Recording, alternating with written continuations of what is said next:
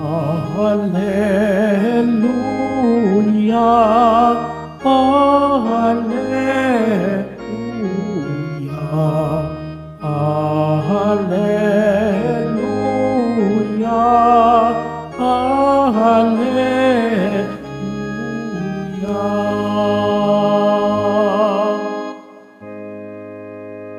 Papuri sa Diyos Ama,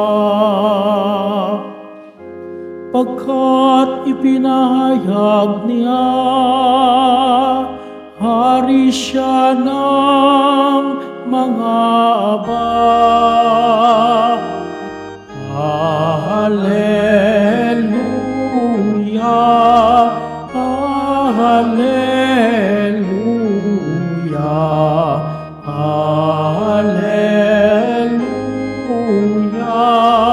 Hallelujah.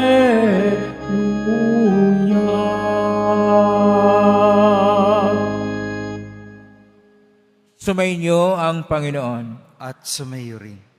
Ang mabuting balita ng Panginoon ayon kay San Marcos. Papuri sa iyo, Panginoon. Noong panahon yun, sinabi ni Jesus sa mga tao, ang paghahari ng Diyos ay maitutulad sa isang nagasik ng binhi sa kanyang bukid. Pagkatapos niyon, magpapatuloy siya sa kanyang pang-araw-araw na gawain. Tutubo at lalago ang binhi nang hindi niya nalaman kung paano. Ang lupay siyang nagpapasibol at nagpapabunga sa mga pananim. Usbong muna sa kauhay na pagkatapos ay may hitik sa mga butil. Pagkahinog ng mga butil, agad itong ipagagapas sapagkat dapat nang anihin. Sa ano natin ihambing ang paghahari ng Diyos? Sabi pa ni Jesus. Anong talinghaga ang gagamitin natin upang ilarawan ito? Tulad ito ng butil ng mustasa na siyang pinakamaliit sa lahat ng binhi. Kapag natanim na at lumago, ito'y nagiging pinakamalaki sa lahat ng puno ng gulay. Nagkakasanga ito ng malalabay, ano pat ang mga ibon ay nakapamumugad sa mga sanga nito.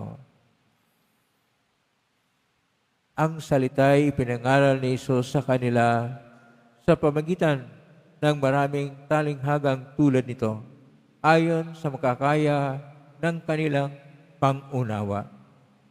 Hindi siya nangaral sa kanila nang hindi gumagamit ng talinghaga, ngunit ipaniwanag niya ng sarilinan sa kanyang mga alagad ang lahat ng bagay. Ang mabuting balita ng Panginoon. Pinupuri ka namin, Panginoong Jesucristo. Magsiupo muna pong lahat. Isang mapagpalang araw po sa inyong lahat. Purihin po natin ang ating Pong Isus Nazareno.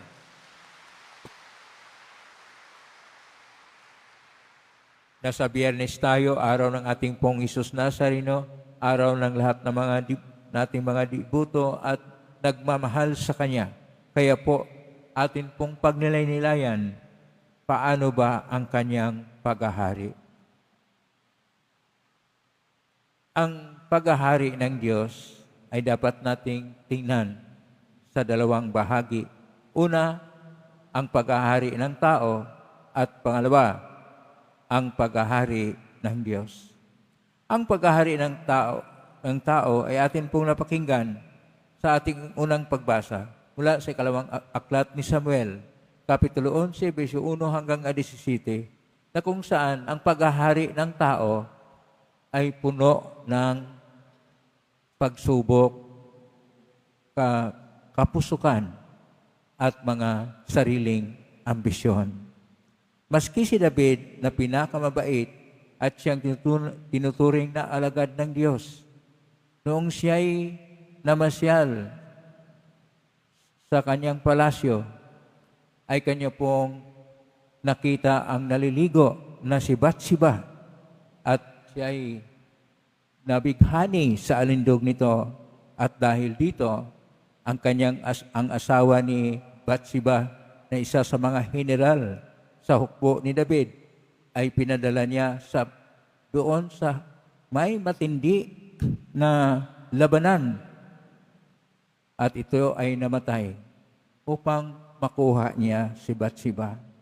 Ganon ang tao pag maghahari, ang kanyang sariling kapusukan, ang kanyang sariling mga hangarin ay siyang pinapairal.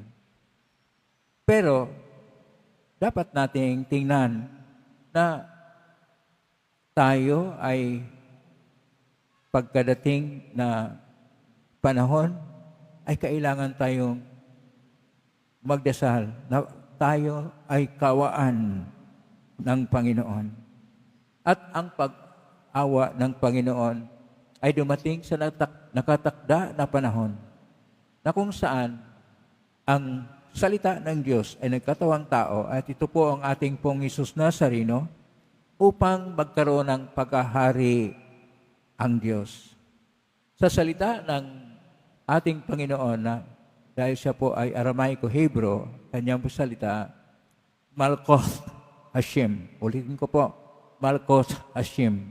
Pero dahil ang atin pong Ebanghelyo nakasulat sa Koinoco na Griego, sa Koinoco na Griego ito po ay Basileia tu Theo. Pero nasalin sa Latin, Regnum Dei. Ano ba ang katangian sa Regnum Dei, Kingdom of God, o paghahari ng Diyos? Ang una po na katangian nito ay ang katangian na ang lahat po ay nasa kamay ng Diyos. Ito po ang ating napakinggan sa ating Ebanghelyo ni San Marcos, Kapitulo 6, Ebanghelyo ni San Marcos, Kapitulo 4, versikulo 26 hanggang 34. At nakita natin na una, para itong hinahasik na tanim na hindi nalaman ng isang naghasik na magsasaka kung paano tumubo ang lahat dahil lahat ay nasa kamay ng Diyos. Ibig sabihin, lahat ay sa kamay ng Diyos. Magsimula muna ng maliit, gaya ng butil ng mustasa, pero ay lalago at ang paglago nito ay nasa kamay ng Diyos. Kaya ang unang katangian ng paghahari ng Diyos, ang lahat ay nasa kamay ng Diyos. Pangalawa, ang pagbuklod ng paghahari ng Diyos ay sa pag-ibig. Kaya ang kanyang utos, una sa lahat, ay pag-ibig. Kaya ibigin ang Diyos higit sa lahat at ibigin ang kapwa gaya ng pag-ibig sa sarili. Kaya ito po ay makita sa Lumang Tipan, sa Aklat ng Deuteronomio, Kapitulo 6 at Leviticus, Kapitulo 19 at 18. Pero ito ay makita rin natin sa Ebanghelyo ni San Mateo, Kapitulo 22, versikulo 37 hanggang 39, na ito ang nag-ugnay sa lahat upang maghahari ang Diyos, ang pagsabuhay ng kautusan ng pag-ibig. Pangatlo, ang kaharian ng Diyos ay kaharian ng kapayapaan at katarungan. Kaya nga, laging sinasabi ng ating Panginoon, nung pinadapadala niya ang mga apostol, dalhin nila ang Ebanghelyo at pagpunta sa bahay, ang sasabihin nila ay ang shalom o kapayapaan. Ang shalom o kapayapaan, hindi lang po na ordinaryo na kapayapaan. Ito ay kabuang kabutihan na maghahari sa mga tahanan, sa sambayanan at kung saan man, upang ang kapayapaan ay siyang ugnayan na tayo ay lahat mga anak ng Diyos at ang Diyos ay siyang ating Ama. Kaya magkaroon tayo ng kapayapaan sa puso, sa isipan, sa ating kaluluwa o espiritual na kapayapaan at sa ating sambayanan at lahat ng antas ng buhay. At hindi lang kapayapaan, katarungan. Paano naman ang kapayapaan? kung walang katarungan. Kaya ang Diyos ay makatarungan. Kaya makita sa turo ng mga propita na hinghangad ng Diyos, hindi ang mga alay na susunugin, bagkus na dadaloy ang katarungan gaya ng tubig o ilog. At ang isa pang katangian dito sa paghahari ng Diyos ay paghahari ng liwanag, na ang lahat ay mula sa liwanag, sapagkat si ating Panginoong Hesus mismo, siya ang liwanag ng mundo. At tayo rin, sa panahon ng binyag, tayo ay nagkaroon ng pagkabahagi ng liwanag na ito, na simbolo ng tinatanggap na nakasindi na kandila sa panahon ng sakramento ng binyag, upang tayo ay magpahayag ng liwanag na ang lahat ay hindi sa karimlan o kasalanan o kasamaan, bagkus sa liwanag ng Diyos sa kabutihan at sa pag-ibig. At ang panghuli, ang pagkaroon ng habag. Ang pagkaroon ng habag na kung saan handa tayong makiramay. Ang Panginoong Diyos, siya po ay mayroong habag at awa sa lahat. At dahil dito, ang paghahari ng Diyos ay napahayag sa pinakamalaki na habag na kita ng Diyos na hindi man tayo karapat-dapat sa kabutihan ng Diyos sa kanyang pagligtas sa atin, pero kanyang ginawa dahil sa habag. So, una, sa kamay ng Diyos, dapat isuko natin ang ating sarili. Pangalawa, na sa pag-ibig, mag-ugnay-ugnay tayo na isang pamilya ng Diyos. Pangatlo, na sa kapayapaan at sa katarungan, dapat ay siyang ating isabuhay. At panghuli, na tayo ay mamuhay sa habag at tayo ay makaranas ng pag-ibig ng Diyos, makaranas ng presensya ng Diyos. At dahil dito maghahari ang Diyos, hindi po maghahari ang Diyos kung wala pong pag-ibig, kung wala pong katarungan, kung wala pong liwanag, kung wala pong masabi nating kapayapaan.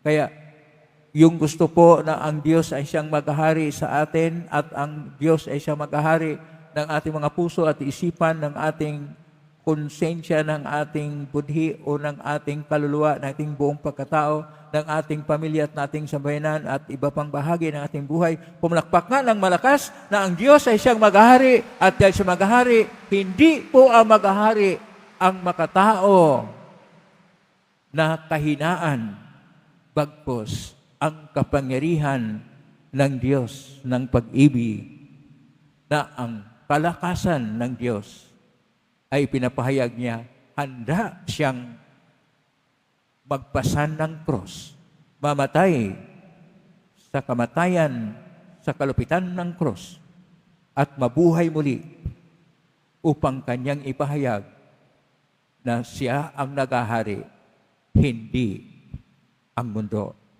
Na siya ang tunay na hari, hindi ang tao. Na siya ang laging gabay at pastol bilang hari at hindi po ang mga namuno na punong-puno ng kasamaan at kurakot. Kailangan natin ng Diyos ay siya maghahari ng ating buhay sa ating tahanan at sa ating sambayanan. Amen? Purihin natin ang Diyos.